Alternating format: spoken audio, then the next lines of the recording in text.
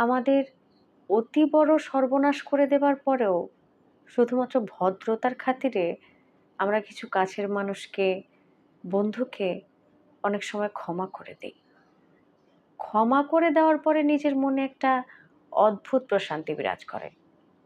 এত বড় একটা ক্ষতি করে দেওয়ার পরও কাউকে ক্ষমা করা কিন্তু মুখের কথা নয়। কখনোই দোষী মানুষটার সঙ্গে কথা বলে দেখবেন, তার মধ্যে এক ফোঁটাও আত্মগ্লানি অবধি নেই। আপনি যে তাকে ক্ষমা করেছেন, এই কৃতজ্ঞতাটুকু অবধি নেই।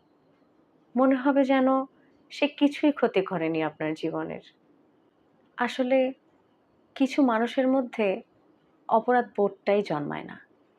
তাই অপরের নামে একগাদা মিথ্যে বলে নিজেকে ভালো প্রমাণ করার চেষ্টা করে যায় ক্রমাগত। যা কখনো ঘটেইনি সেগুলোকে সাজিয়ে গুছিয়ে বলতেও পিছপা হয় না এরা। আর কে না জানে মিথ্যের গতিবেগ সত্যের থেকে বেশি হয়। ক্ষমা করুন এদের, ক্ষমা পরম ধর্ম। কিন্তু সাবধান, আর দ্বিতীয় সুযোগ দেবেন না কখনো। আর কখনো বিশ্বাস করবেন না এদের। এরা পাল্টায় না। কিছুদিনের জন্য হয়তো মুখোশ পরে নেয় বলে আপনি ভুল পথে পরিচালিত হতে পারেন।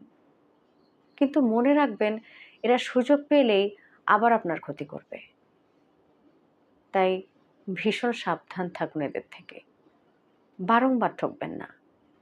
আর যদি নিজের মেরুদণ্ডের জোর থাকে, তাহলে এসব মানুষকে ছেঁটে দিন জীবন থেকে। আপনি ভদ্র মানুষ, বোকা নন।